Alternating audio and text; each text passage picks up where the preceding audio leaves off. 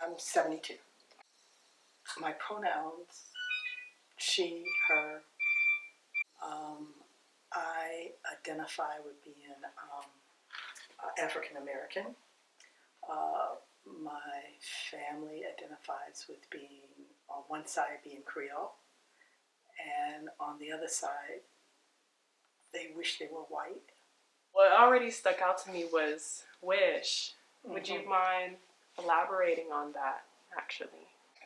My mother, if she was alive, would be 106 right now. So I had older parents, which wasn't very common in the 50s.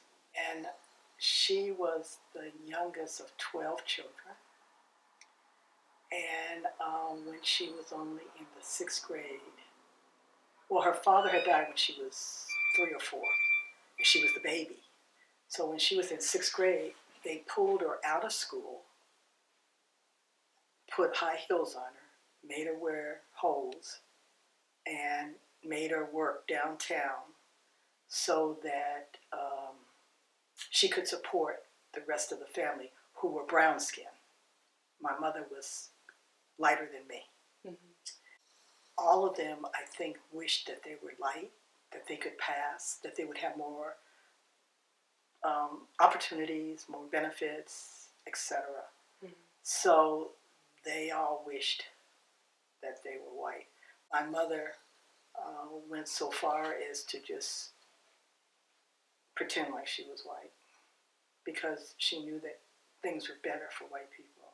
She came out here in 1940,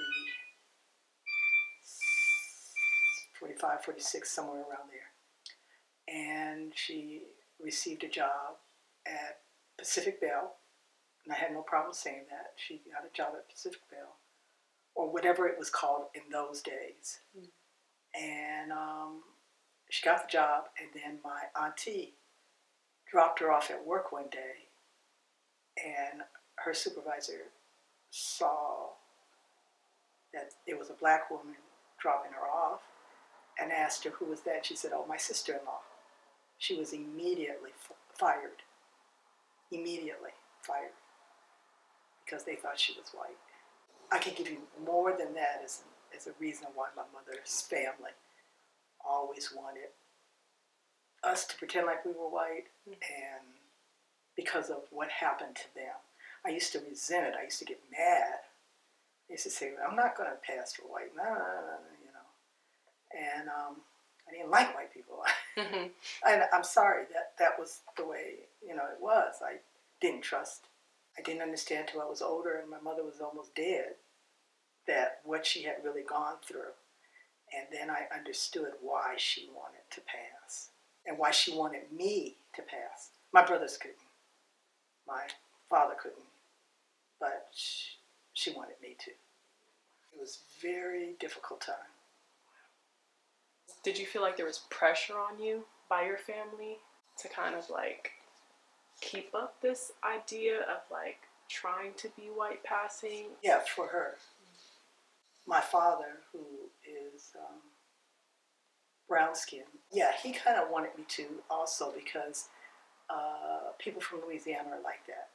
They just, the brighter you are, high yellow, whatever they want to say, you were better. So he liked taking me around to all his friends and his family because of my color. Like showing you off? Mm-hmm. Yeah, and didn't take my brother. How did that affect your brother? Or how did that affect you? Oh, he didn't give a darn. Oh, he didn't care? He didn't care. He didn't care. He was a mama's boy. He didn't care to be around. He didn't care. Do you think that affected you in any way? Oh, yeah, tremendously. I spent most of my growing up time between Los Angeles, New Orleans, and Springfield, Ohio, equally. Staying with my grandparents and staying with aunts and uncles. So I and they all liked my color. And that's really saying something. Because my brother was like a sun god. He was beautiful. He was beautiful. I wish I was his color. Where did you grow up, and how long have you lived in California? I lived here for 72 years, all my life, in Los Angeles. But I spent my summers in New Orleans, Louisiana, and in Springfield, Ohio, because I had an auntie who lived in Springfield, Ohio. And my grandparents were in New Orleans. So I would go back and forth, between Springfield, Ohio, which is so much different culture than Louisiana. Oh my gosh, it was like day and night. And I'd have an accent from Louisiana, go to Springfield, and then have to lose it and get that Midwest kind of accent, which I never did really get. So, because I grew up in Jefferson Park. When I was growing up, Jefferson Park was all Louisiana and Texas people. There weren't too much of anything else. There were very, very few Latins or Hispanic or, anything else. There were quite a few Japanese. And if you look in my kindergarten class, it was almost 50% Japanese and mostly white, or people like me who were light, and a few blacks. But then as the years went on, everything changed. On Jefferson Boulevard, there were all these Louisiana merchants. People from Louisiana had their stores, their bakeries, their cleaners, their everything. People were from Louisiana, or they were Japanese. There was a Japanese furniture store, their food, it was just, that's the way it was. Now there are, I don't think there's one family member that I grew up with that's on Jefferson anymore. I know all of the owners except for Harold and Bell's. They're still there, and they were there when it wasn't Harold and Bell's, but it was the same family. So they were there, and they're still there. But other than them, I know that the Cleaners is gone, and the liquor store is gone. Well, the liquor store is owned by somebody else, and everything else is gone. The bakery, we had a Louisiana bakery, it's gone. We had a store that sold Louisiana sausage and everything you wanted from Louisiana. You felt like you were at home. So it was there. It's gone. So all of it is gone. It's all different now. Some of the families, a few of the families are still there, but they've mostly, either the parents have died and the children didn't take over their homes, or the children who did take over their homes, there's a few of them that are still there. But other than that, it's not the same. What significant changes to your community have you witnessed over time? Oh, dramatic. When I was growing up, and my husband will tell you this, and it might sound strange, but I only stayed in either that area, or I was shipped off to Louisiana, or to Springfield, Ohio, with one of my aunts. I thought that we were the majority, that people of color were the majority. When I got with my husband 50 years ago, he was shocked at how I didn't really understand. I knew it, but I didn't comprehend it. that we were not the majority. I knew it when we would go to Las Vegas, because my mother liked to go to Las Vegas. And we would go to Las Vegas, and there was a whole bunch of white people there. You know, it was just kind of like, okay, well, this is where they live. That's where I live. But I really thought we were larger segment than we were. And I'll just say something. I wasn't allowed to look at TV. The age gap between my father and mother were like almost 40 years older than me, 36 years older than me. My father thought that looking at TV, especially color TV, that there was rays or something, and he was very intelligent. He graduated from college, but he did not trust the TV rays or microwaves or anything. So we were not allowed to look at TV but once a week. I didn't have a big view of what was happening, and the elementary school I went to was a Catholic elementary school with people from Louisiana and Texas. The nuns were white, but there was hardly any white children that attended the school. A few, but not a lot. I didn't have a big view of, I didn't travel except to those places. And so where was I going to see a lot of white people? It was very segregated. It was not segregated. We just wanted to be there. That was our people. That was our family. And I knew that we were the minority. I did know, but it just didn't sink in. Because I took history and geography and everything. I knew that. But where I came up, we were the majority. So that was that. So what key differences have you noticed between more minority-dominant neighborhoods compared to more typically white, middle to high-class neighborhoods? In minority, and I don't care what minority, our infrastructure is terrible. We don't have access to a lot of amenities like a prime grocery store or a drugstore where things aren't locked up. The educational system is not as good as in the white areas. Our streets aren't as kept up. It's a big difference. Whites have things that minorities don't have, and they take it for granted. And they're really shocked and surprised when people talk about, our schools aren't as good or whatever.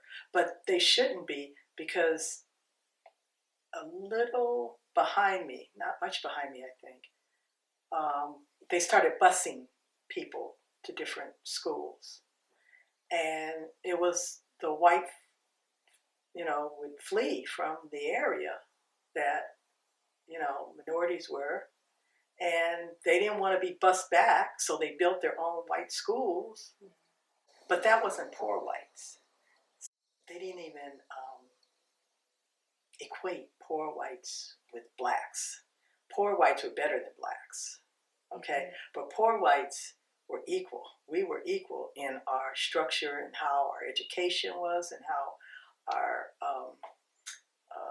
transportation and everything. It was the same, but even poor whites thought that they were better than blacks, and they weren't. They aren't to this day, and they don't even realize it. That's just so. That's so ignorant. They don't know that they're in the same spot. I'm going to digress for a minute. You mentioned the infrastructure is terrible. Do you think that's improved to today? Like, I know with gentrification and all those new apartment buildings they're creating and stuff, or even areas like USC buying property around from communities that already live around there and kind of driving them out. How do you think infrastructure was different then than it is now? And how do you think that it might be affecting the community more now than it was before? Do you think it's the same? I think that for a while, for a short period of time, and I'm not sure exactly what the years were, but for a while, minorities were striving, getting ahead, doing very good.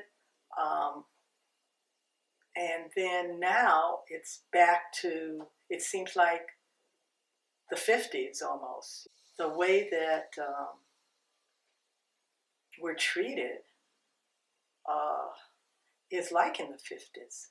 You know, in this area, in Baldwin Hills, there are so many people my age and older who are dying and their children can't afford to move in, so they sell it to whites. There's whites all up and down this street.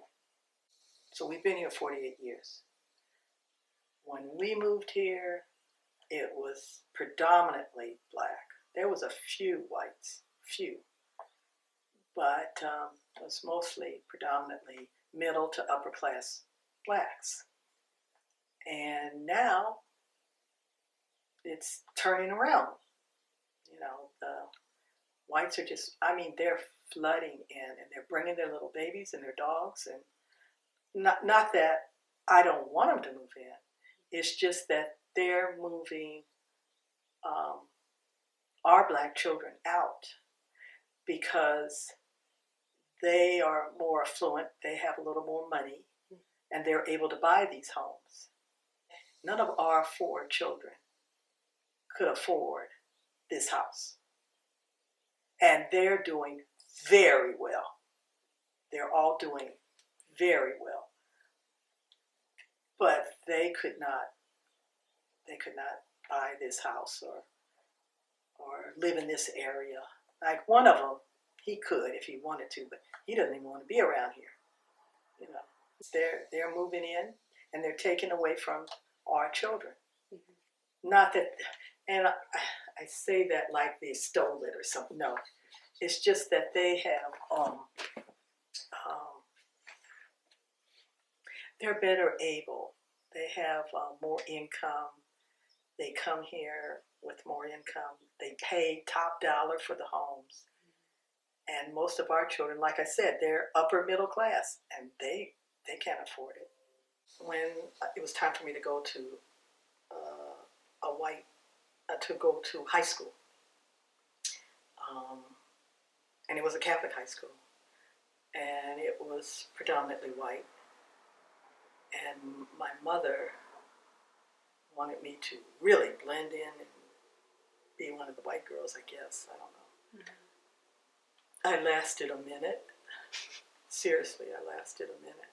Not too long. And it just wasn't me.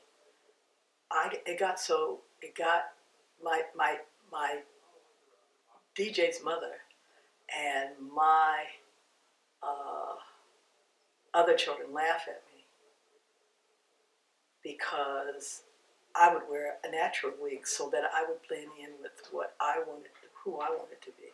We were given like an identity wheel in our classroom, mm-hmm. and I wanted you to kind of like review it and just identify where you are, and then I just want us to review how you think those aspects of your identity affect kind of how you're treated in society.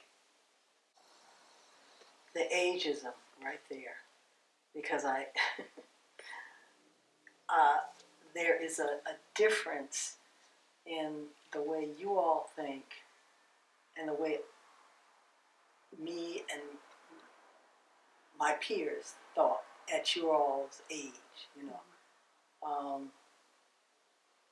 It's just a difference there.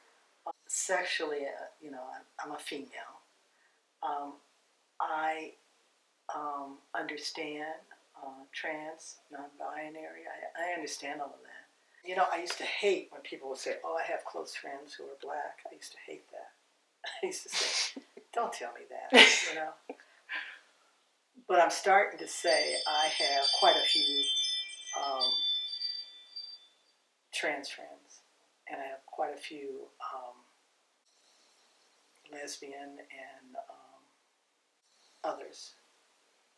I identify with being a straight female, but I understand the other ways that people identify. Mm-hmm. Doesn't mean anything to me. Good, bad, indifferent. It just, that's the way they are. Okay, fine. But the age thing does bother me. I never felt old until this year at 72. Mm-hmm. I never felt old. I was very in tune to all, you know, millions, whatever, X's, Z's, whatever, Mm-hmm. I'm okay with. But this year, seems like there has been a gap. I'm not as in tune as I thought I was, especially talking to DJ. We have lively discussions, and it's an age thing, I think, mostly. I want to follow up on that. So you said you didn't feel old until this year. Mm-hmm. What do you think changed that? Well, for one thing, I've had a lot of surgeries in my life, like multiple. Mm-hmm. So, but this year, last year, I had a major surgery that I'm still recuperating from. So I don't, I've never felt, because I've had major surgeries and I got up and back to normal. This one, I cannot shake it. And so I'm feeling age. There's things I can't do anymore, things I want to do. Like my oldest grandchild is 21 and my baby grandchild is 5. I would like to be with her the way I was with my older grandchildren. Mm-hmm. But I'm not able to pick her up and throw her around and play and do all those things. And so I'm feeling really old. Mm. And I really resent that. I resent it. I don't know who to blame, but I'm mad about it. I am a credo Catholic. That means that I was not given the choice of what religion I was going to be. I was born. 2 days later, I was baptized, and that's Catholic schools and the whole bit. Okay, so that's what I identify with. I did not, as a lot of young people now, question what religion they are or they want to be. There was no choice. That was it. You know, I have priests and nuns in my family that are close family. So that's the way it was. And I really don't understand how your generation doesn't really identify with religion. It's more spirituality, which I guess is okay for you all, but I'm not, that's the only place where DJ and I have a little problem, because he's a cradle Catholic. He was baptized immediately. Went to Catholic schools, and how now, it's like he doesn't believe in formal religion, the different religions. He's not with any of that. Mm. So I have a problem with that, because I don't understand where you all are coming from. You should understand that there's a God, that I don't care what you call him. but there is a supreme being that put this all together. That's a problem for me. Not a big problem. It's not a big problem, but it's one I'm trying to get my head to. On the topic of religion, I know there's a large population of Americans identify as Christian, mainly. You seem very open about being Catholic. Do you ever feel like maybe you're looked at differently for expressing your religion? Catholicism was the first Christian religion. So I don't understand how people want to say Catholics aren't Christian. It was the first Christian religion. Either they don't understand it because of where they go to church, and their church puts down Catholics because so-called we believe in worshiping statues and stuff, and that's not true. I think there's a lot of misinformation out there. I have been on both sides. My mother was not Catholic when she married my father. My mother's father was an AME minister. But my mother understood that we had to be raised Catholic because that's what our religion says. But I was exposed to AMEs. I was exposed because, my mother's family. So I was exposed to both. I know that they wanted to look, say that we were different or whatever. But I never really understood why, because I would see what they were doing. And like even now, even in the last maybe 25, 30 years, before most Protestant religions did not believe in the hierarchy of the Catholic Church and the way the Catholic Church is structured. And now there are archbishops, there are bishops, there are cardinals in Protestant churches. 30 years ago there wasn't, because they didn't believe that. They thought that was old, that's just being Catholic. Well, why are they doing it now? Why do they have archbishops now? Why do they have bishops now? They took from us what our hierarchy was. So how can they talk about us, demonize us, or whatever, when they're doing the same thing? They have taken from us what our hierarchy was. I dated a couple of ministers' sons, like preachers' sons. Yeah, I dated them. And I went to their churches with them and had no problem, except when they would, identify me as being Catholic, and it was like, oh, she's one of those, or whatever. That was very hurtful, and at that time, I could not articulate how I felt about it. I look back at it, and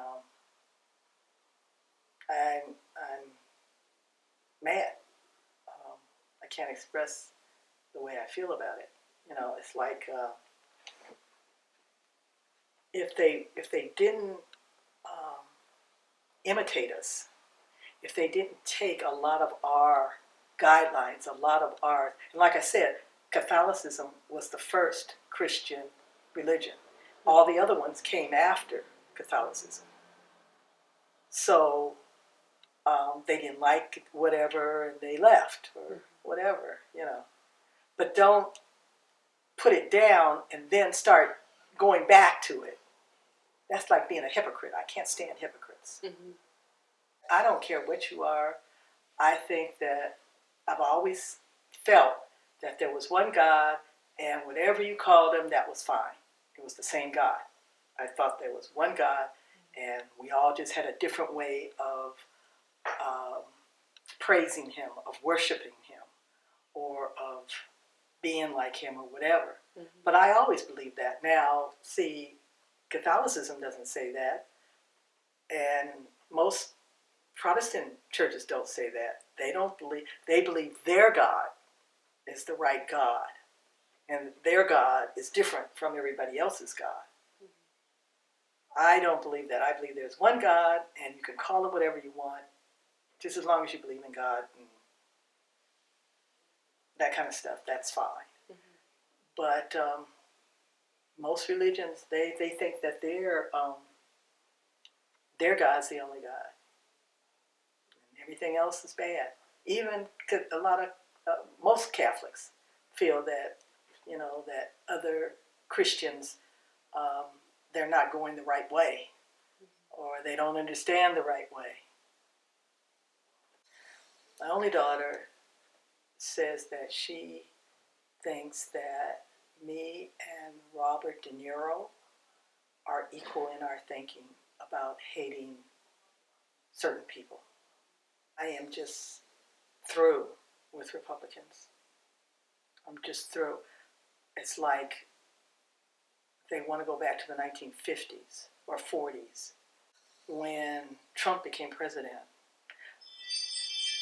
One of my grandchildren, one of them, called me up crying, saying that her classmates told her that she was going to be put in a concentration camp where she deserved to go. I was livid. I couldn't hardly speak. A couple of more of my grandchildren told me that it was traumatizing when he became president because the white kids in the classroom made fun of him and just talked about, how bad they were and all kinds of things. One of my grandchildren had very, very traumatic experience, very traumatic. Being called the N-word all the time, like on a daily basis, and teachers and nobody, it was okay. It was like it was okay. And it got worse and worse and worse.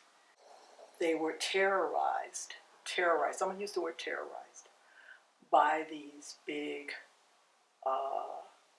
trucks with the Trump labels on the sides of them.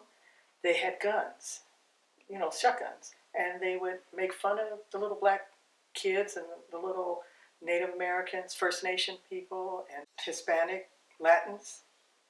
Anybody that wasn't white, they made fun of. And they called them out of their name on a daily basis, all the time. And they got hurt physically, too. I used to do social media, but I stopped doing it when I went on social media and told the story of what was happening to my grandchildren, each of their stories. The one who said that they were going to be locked up in a concentration camp. And, they didn't make that up. Their parents told them that. And the other ones that were called the N-word every day, all the time, and were physically and mentally abused. When I wrote that up, I had people telling me I was lying, that it didn't happen. That I was exaggerating. And I went off on all of them. I put them in their place and told them, well, if your grandchild had gone through any of this, you would understand it. But apparently your grandchild has not. Four of my grandchildren have been harmed, physically and mentally.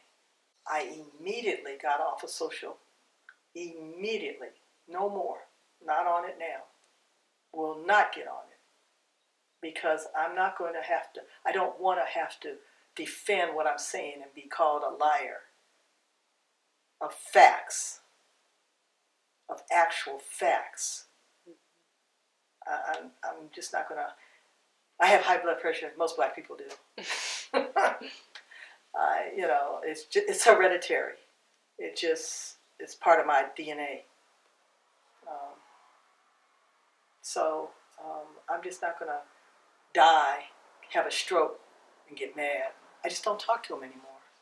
And they wonder why. I know they do, because sometimes they walk past me and like say hi or something, I say hello and keep on going. I have nothing to say to them. They have no idea, and they're Republicans, most of them, black Republicans. And that's another thing I don't like. They're being used. They're being used. And I've seen that in my own family. I've seen it in my own family. I have family members who are Republican. We just don't talk politics. One of my friends who put me down and said I was lying, she admitted to me that 5 of her siblings did not talk to her because she was Republican. And the blacks that you see on TV, they're being paid money. I know for a fact, because I have friends who do that. They get money. They're getting paid to pretend like they're Republicans. And they start to believe their own propaganda. They start to believe it. I cannot even believe that if you are black and you were raised black in a middle class, lower class black environment, how can you possibly believe the jello that they're giving? In New Orleans one time, so I must have been about maybe 13, 14. We were going to go to Pontchartrain, which is a lake, and it's like a park-like area in New Orleans. So my cousin came and she said, "Okay, we're going to go to Pontchartrain." Then my cousin said, "But we can't take Michael, my brother. We can't take him because he's brown. He's brown skinned." So I didn't know how to even react to that because I had to drag him around everywhere I went anyway. He was my little brother, so I had to take him everywhere. And you're telling me I can't take him because he's brown skinned? And he had this beautiful, cold, black, curly hair. He was just like a sun god. He was just so cute. But we couldn't go. I couldn't go. She said, "Oh, well, we can go, but we have to be on the other side where they didn't have the rides and they didn't have the amenities that the other side had." That was awful. That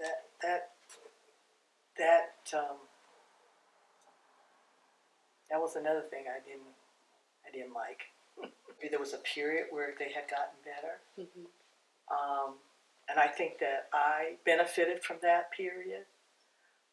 But the school that I was talking to you about, the one that I didn't want to pass for white, my friend's daughter, we were speaking one day about something, I don't know what we were talking about, and I was telling her how I was so happy that she went to the school and that she did well, and she says, "Oh, but it's terribly segregated, and it's a terrible place to be." I said, "What?"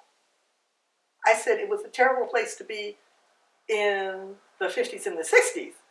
And we're talking, she went there in the 90s. And it was a terrible place to be, and people were mean to you, and they looked down at you because you were black. And I'm going like, oh my God. So I felt really, really, I felt like nothing had happened. Nothing had changed. But I do know that there was a period of time that it had become a better school, and it was better for blacks, minorities, to go there. But then for her in the 90s to say that, oh, it was terrible, talked to another friend of mine, 25 years younger than me. And she had the same experience that the other friend of mine's daughter had. She said, and when I told her, I said, "Oh, can you believe that happened? That Barbara went through that in the 90s? She said, "Oh, Audrey, I went through it." And I said, "No." She said, "Oh, yes." She said they were very prejudiced when I was in school. She said I had to fight every day. Berkeley, which is a liberal school, I thought. She said, no. She said, I had to fight every day. Now, she did graduate with a master's. She said that she just kept quiet. She just stayed in her own little world. She didn't get mixed up in the politics or anything. But she said it was very prejudice there. I thought that all of that had gone away. And now it came back. And it's getting worse. And especially if we get those Republicans in power again. I attended UCLA for a while. And one night, my car wasn't working, and I had a night class. So my father dropped me off. And then I told him to come back and pick me up. So he came back. He must have parked or something. And so I'm talking to my so-called friends who were all white. And my father came and grabbed me. And I looked, they all went into shock. And he grabbed me and I turned around and said, Daddy, leave me alone. You know? They thought I was white until then. And then it was like really no friends. And this was at UCLA in the early 70s. And we had a lot of famous black people that have gone to UCLA. And it was okay for them, you know. And it was okay for me for a minute. The whole civil rights movement, feminist movement, it's like all of that. It's like it's literally been for nothing because like everything is going backwards again. When we were traveling in the South, we had to have a book that would tell us what hotels we could stay at, or what cities we could go to.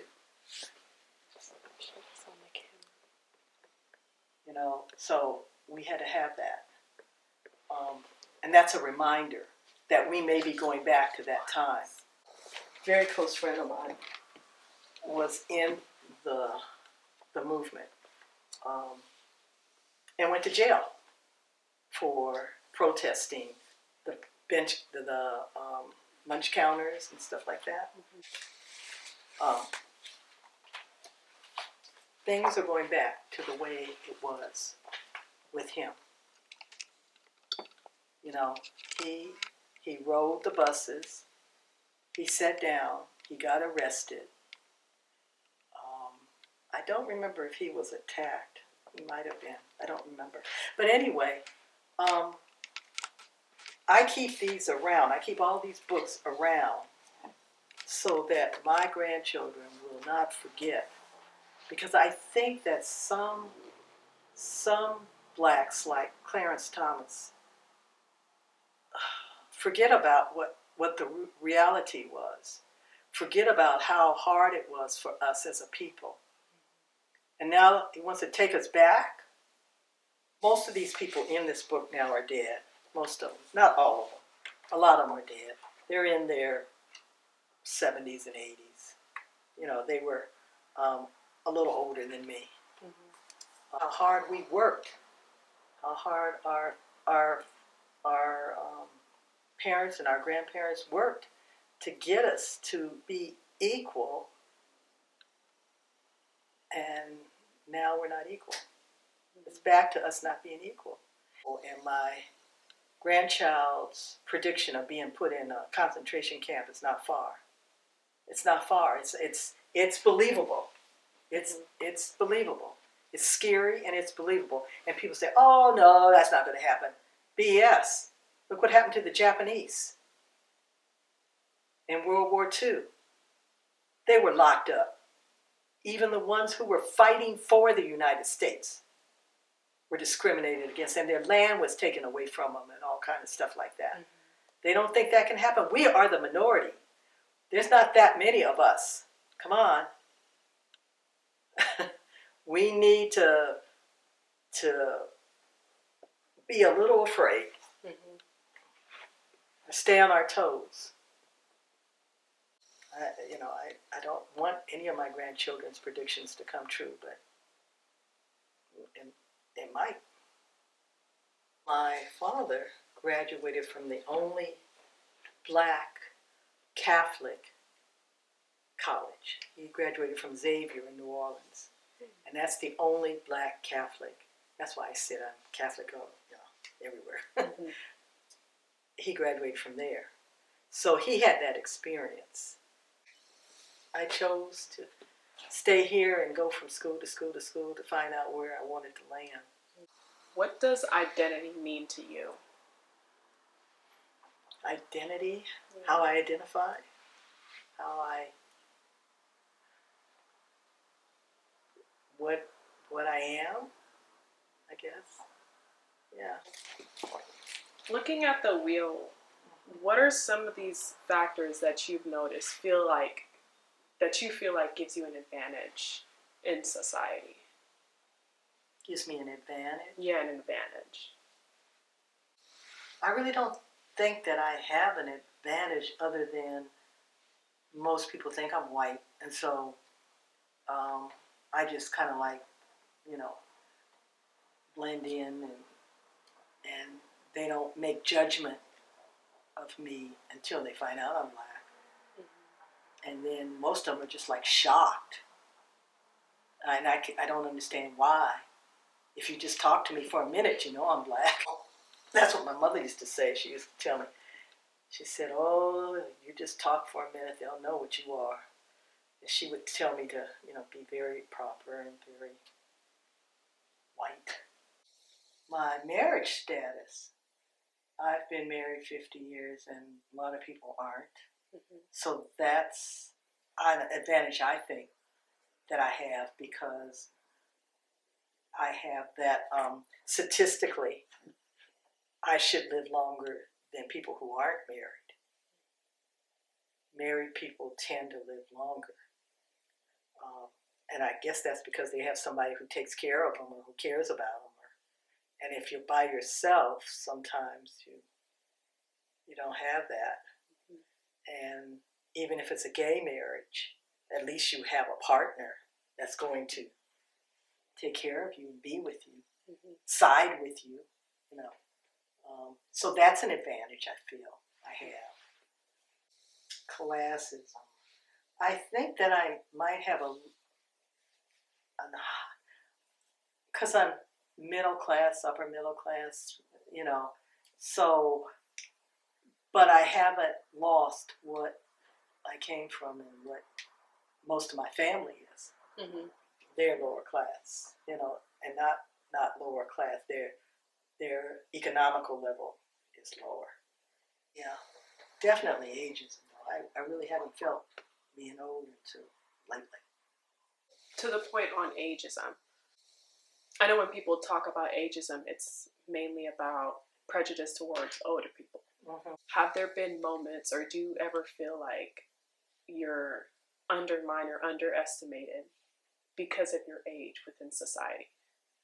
Because I know, I feel like the way society is set up is where, like hustle culture, for example, it's very like just working and working and working and working. And I think a lot of people have this perspective that older people, they can't work. So it's almost as if they're useless. That's how some people may see them. Do you feel like that perspective, like, do you think that's affected you over the past years, the older you've gotten, that you've been discriminated against, or you feel people have treated you differently because of your age? Not really. Up until the last year, seriously, I looked much younger, way younger than I am. So it's just been in the last year that I have really aged, that I'm close to what people my age look like. But I'm still, a lot of people still don't believe that I'm 72 years old. They think I'm in my late 50s or early 60s. Mm-hmm. So I've never really felt that, but I know that it exists. I was blessed that my husband was in the aerospace industry and in technology, and they had computers and everything in the 60s, albeit those large, big frame computers. And that's what I was taught on in college, those big things. Yeah, that's when I was in school, that's what we learned on. He was way ahead of his age. He's older than me. Okay. So nobody believes he's the age he is. No one. Because of how bright he is and how fast he thinks and just everything. Mm-hmm. He's just really, in some ways, he's younger than me. But he understood and he understands science, technology, and everything. Mm-hmm. He has to have the latest, whatever the latest tech thing is, he has to have it. And then he figures out how to use it. Whereas I still go to DJ sometimes and say, okay, figure this out for me. My husband doesn't have to do that. Nobody looks down at us. In fact, I think most people look up at us thinking that, we understand things. So we can't be that old.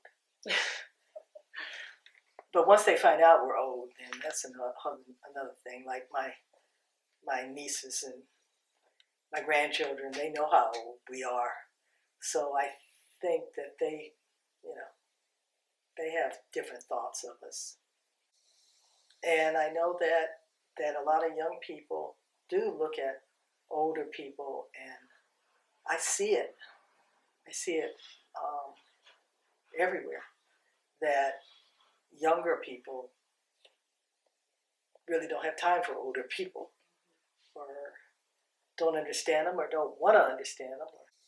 So I see it. I see that age is a problem. Not so much for me, though.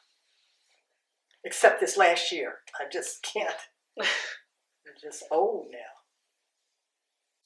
Colonialism. Well, my people were colonized. Mm-hmm. Lots of the mistreatment has funneled down. Not so much to your generation, I think, or even your parents' generation, maybe not. But in your grandparents' generation, I know, and they're from Belize, so they were colonized. Yeah. And they were mistreated. I have a lot of friends who are from Belize, and they tell me these stories of, like, some of their family, because of their color, were pushed out of the city, mm-hmm. were taken away. And so and they were taken away by their own people. They it wasn't just the English or the French or whoever was there, or Spanish. It was they were discriminated against by their own people. Just like in Haiti, they're mistreated. They've been mistreated because of colonization. And see, that goes on for generations. It goes on for generations. And I don't think that a lot of people, especially a lot of Americans, understand it. They don't get it because it didn't happen to them. They don't get it. On the wheel, there's one on language. So mm-hmm. being a native, maybe if you speak a different language or if you're an English speaker, that could pose as an advantage. Oh, yeah. To English speakers, but as a disadvantage to people where English may not be their first language. When I was growing up, my grandparents spoke Creole to me, but I spoke English to them. I understood what they were saying, but I couldn't speak it. Mm-hmm. And I regret that now. I wish I could communicate to them. And here, my friends, when I was in school, none of my Mexican, or they were mostly Mexican, or Latin friends, none of them spoke Spanish. because they were told you won't get anywhere if you speak Spanish. Mm-hmm. So they didn't. And they regret it now. You know, their children are fluent in Spanish or whatever. Mm-hmm. But at one time, it was like, no, you had to speak English. Are there any factors on the wheel that you believe poses as a disadvantage to you? To me? Yes. Well, and not to you personally, because yeah, you can say like, oh well, I don't think it's a disadvantage, but we're saying from like a societal standpoint. Yeah. Racism is the biggest, and classism. Classism, it really hurts a lot of our people, and they don't even know it. Some of them that have money are still looked down on because they're black. You know, how did they get it? They got it by being a drug dealer. You know, that kind of connotation. Mm-hmm. You know. Colonialism, to an effect, even though it's so far back in my people's era, you know, a close friend from Haiti, and he goes back and takes money and food and clothes back to Haiti. And colonialism is what put them in the spot that they're in now, because they were just like dumped, and then they got these bad rulers, and you know, and the people that dumped them, they want to wash their hands of it. We didn't do it, but they did. Because they put the notion of being in power as a bad thing, and so bad people took over. Sexism, I don't think, it's not a high thing for me. For my people, I don't think. I don't know. Well, you know, it's gotten better. I think that there's still crazy men out there that think that they should beat their wives and that they're almighty. I had a boyfriend who I think that my mother probably wanted me to be with because he was half white. Mm-hmm. But he was a mean person. He probably would have killed me. But I think that it's getting a little better because I see more men like change diapers and take their kids to school, and they do the things that were centrally only for the mother to do. Mm-hmm. So I think that has changed a little. Not completely, but because there will always be the thought that somebody's better. Education, I think that we're not, we have a disadvantage in education because a lot of us don't have the economics to have the best education, so we get by with what we can. Or if we are rich, it's just the last generation. It's not, like white people tend to, for generations and generations, they pass down, Mm-hmm. So you have to have some sort of help. You just don't automatically become a millionaire unless you're really, really, really smart and you have a byproduct or something that you can create. Mm-hmm. But most of the time, we're normal, middle-class people. And that's the highest we're going to get. I want us to think more about how a lot of the aspects on the wheel can intersect and create greater disadvantages for certain people. In your day-to-day, do you notice like those intersecting aspects, like what we just discussed on the wheel, and how they give advantages to certain people or disadvantages to some people as well, mainly Black women? I think that there is a bad view black women by black men, white men, all kinds of different men. They think that black women are mad about something all the time, or they're evil, from what I hear, and not understood, and they're pushy, overprotective, or underprotective, or all of the negativisms black women give. You know, like I find myself saying, don't mess with a black woman because she will take you down. Mm-hmm. But I say it as a positive thing as to how strong black women are. But a lot of people say it in a negative tone. Now, black men, unfortunately, I feel bad for black men. They don't have a chance most of the time. Society is against them. And they want to put them down every chance they can get to put a black person down. My husband became one of the first executives at the company he was with. And he had a whole crew of people that were below him. And he managed them, and he would rate them, do what a manager's supposed to do.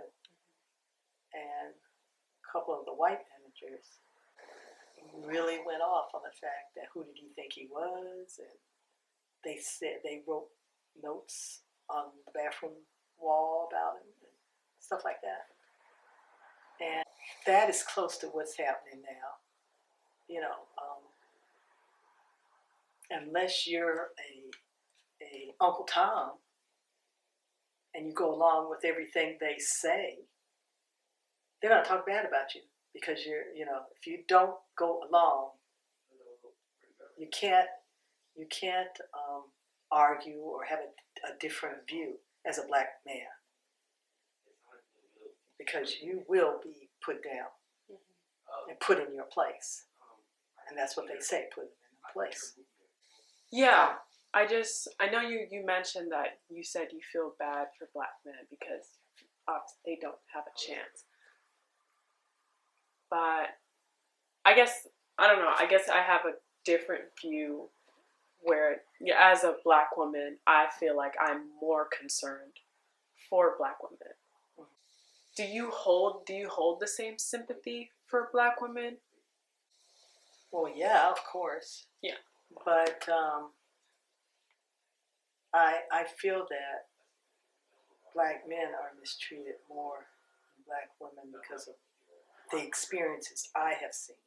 My father was a businessman, and he worked for lots of people, Jewish, white, Hispanic, every nationality he worked. He worked for this one white woman who had a very rich and powerful white sponsor.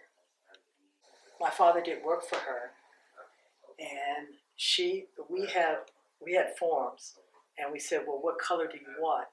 And we put the color down, and they'd have to sign, I want this color. Or if it was a different size, I want this size, and we'd make them sign. So this white woman signed all of it. Mm-hmm. She changed her mind, and then she sued and said she didn't like it. So we had all the proof that she had approved it, that she had chosen everything she had chosen. My father lost $100,000. He lost one of his apartment buildings he owned because the white world decided that because he was black, he did something wrong. He did something wrong. I sat there throughout the whole thing, and I couldn't believe the things that they were saying he didn't do.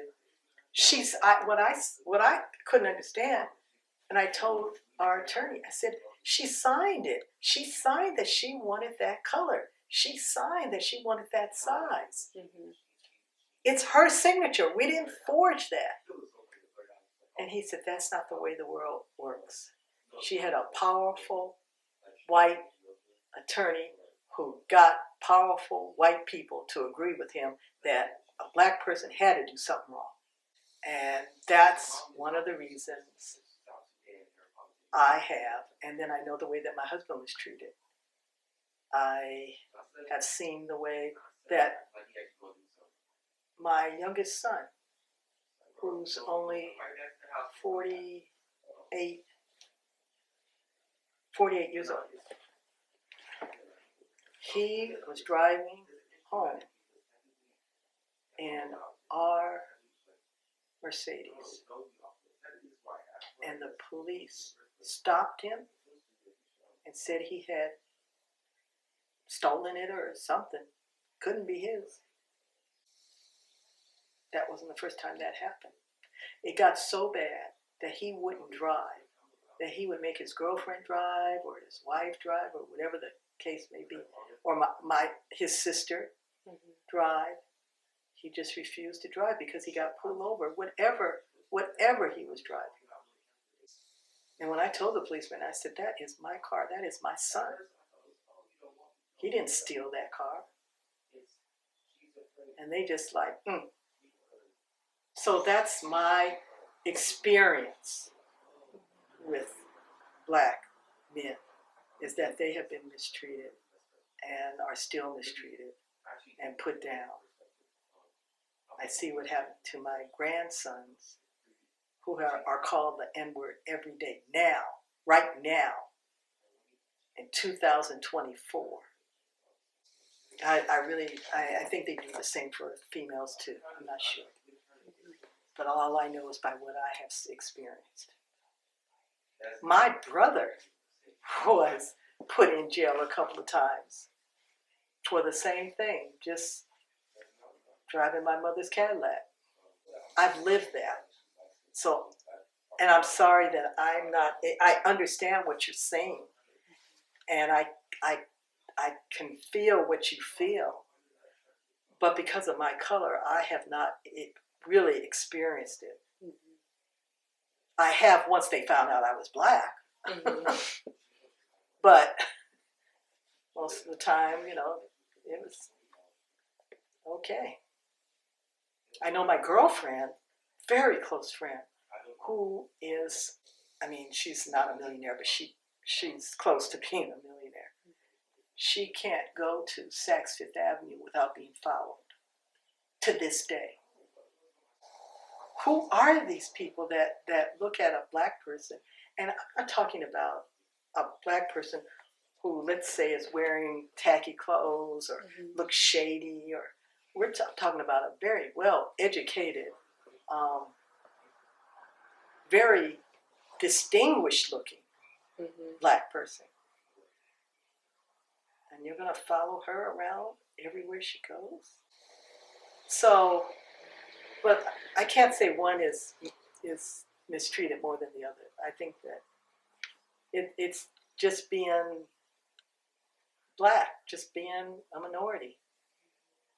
And I know that Hispanics or Latinos or wherever they came from, they're really discriminated against. And those rich ones that want to pretend like they're white, behind their back, they're not white. They know they're not white. And they look down on them, but they laugh and talk in front of their face, but I've seen it. And they think because, they can pass for white or they're almost white or whatever. No, they will always be Mexican. And they're not all Mexican. They all come from different Latin America, from different countries, But I've got to have hope because I've got grandchildren. I told you the youngest is 5. I don't want her to grow up in this world the way it is now. Even though her father has a lot of money and she'll be taken care of. But what if something happens and he doesn't have the money he has now? How have your social, political, or economic identities affected your experiences with different social institutions, such as like healthcare, education, criminal justice, etc.? Well, for criminal justice, I know what happened to my sons, how they were mistreated and misused. Uh, God is good. They were not killed, but they could have been. They were in situations that they could have been. So my experience with the penal institution is that it's not for us. And we are the largest numbers, I think, that blacks are the largest numbers in the prison system. Mm-hmm. My mother used to say, if you're white, you're right. If you're black, step back. That's the way it was. That's the way it is. You know, it's just unfortunate that a lot of black people get to a certain status and they don't realize that people are laughing at them. They think you're stupid. They really don't respect us. I don't know. I'm not saying all, okay? That's a very bad. I'm not saying all white people are like that. I'm just saying there's a large majority that are like that. With education, because we don't have the resources, the money, and a lot of us don't have the generational thing with school, college. You might be the first generation. You might be the first generation. I'm just saying that of your family. You don't have an institutionalized thing to go back on. Mm-hmm. You don't have a lot. There weren't more minority doctors, not just because they didn't have the money to go to medical school or something, or they had the grades. It was because a lot of doctors and nurses have a background of nursing or being doctors in their family somewhere, cousin, uncle, aunt, relative.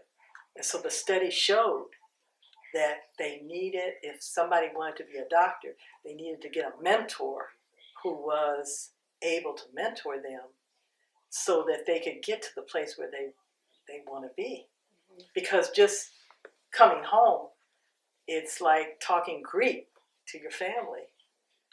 And your family is French. Mm-hmm. And, it's just, they mean well, they try, but they can't give you the little differences that you learn. The doctors I know, they have their kids in, come in and volunteer at the hospitals and go through different things at the hospital or in science or something. Whereas our kids, mostly during the summer or whatever, they have to get a job.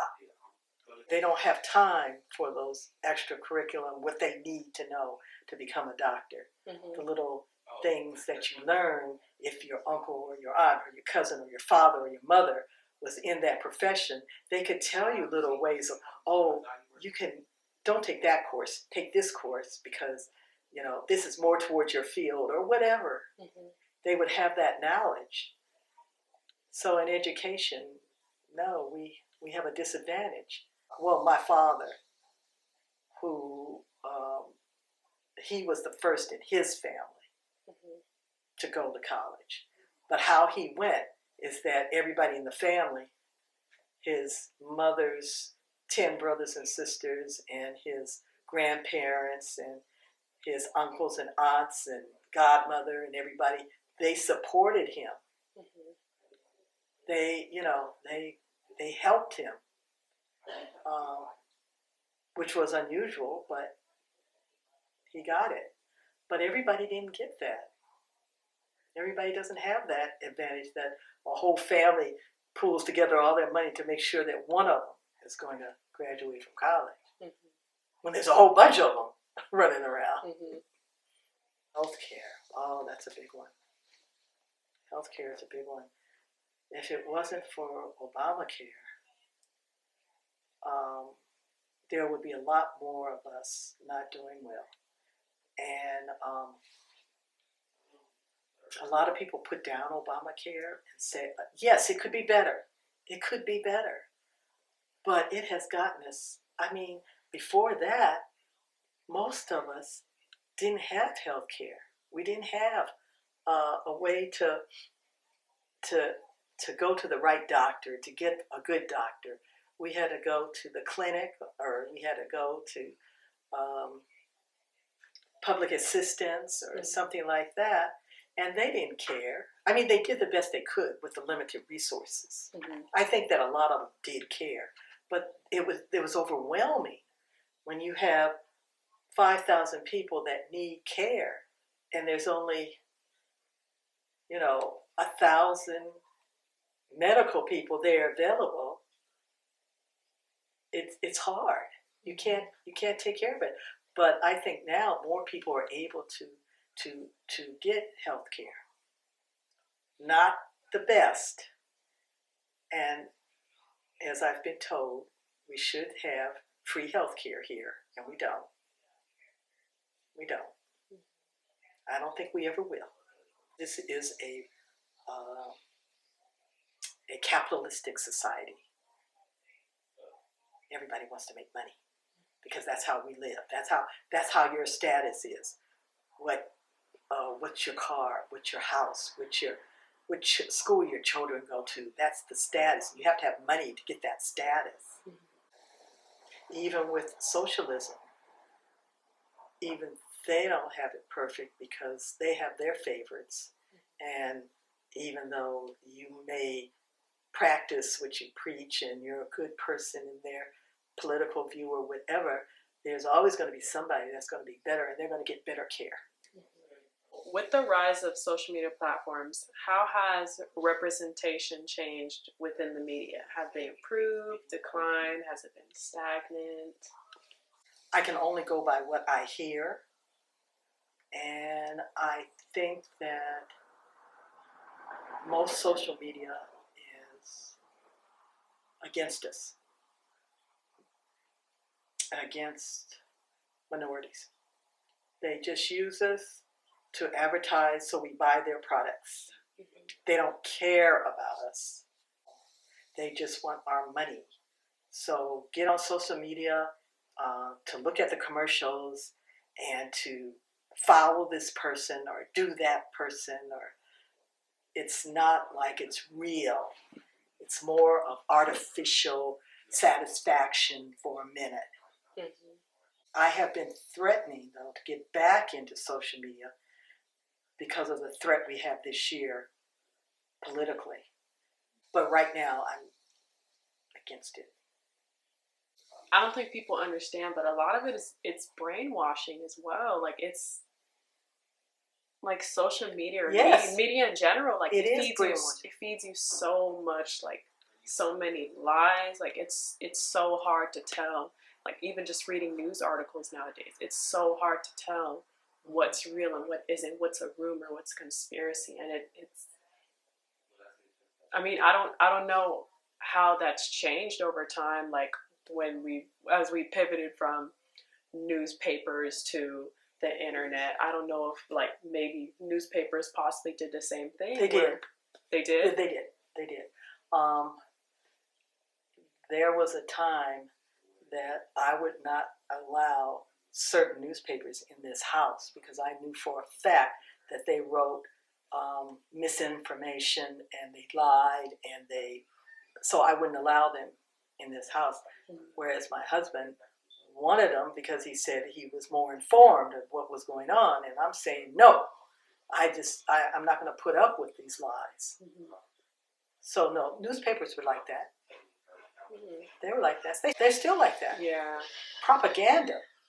That's all it is. And I feel like social media has only amplified that. Yes, it's it has. Made it more global that you're seeing so much propaganda or just lies about different things. Like, even just like earlier this morning, I was watching a YouTube video, and it was a YouTuber critiquing another YouTuber who poses as a investigative journalist or whatever.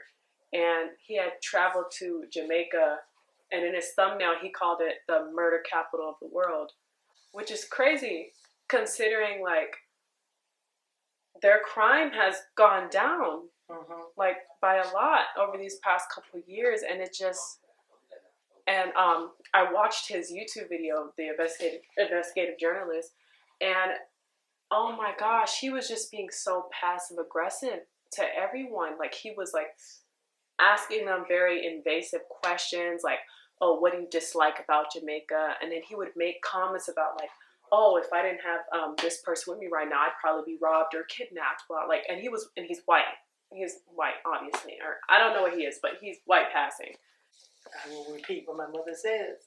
You're white, you're right, you're black, step back. It's just, and people, and a lot of black people still have that in their brain. They believe that. Mm-hmm. They believe that. Black people believe that. Yeah. So that's what's so awful, is that we don't have enough confidence in ourselves that we have to listen to what the white person tells us and we go for it. Or if they give us a lot of money, we pretend. And that's even worse. Mm-hmm. I mean, if you go for it because you believe in it, well, then, you're just a little ignorant or whatever. But if you go for it just because you're being paid, you're a bad person. You're a real bad person. Because you're going to hurt some other black person. You're going to hurt some other black person because they look at you. They might look up to you. They might idolize you or whatever. And then you're going to steer them down the wrong road? Oh, no.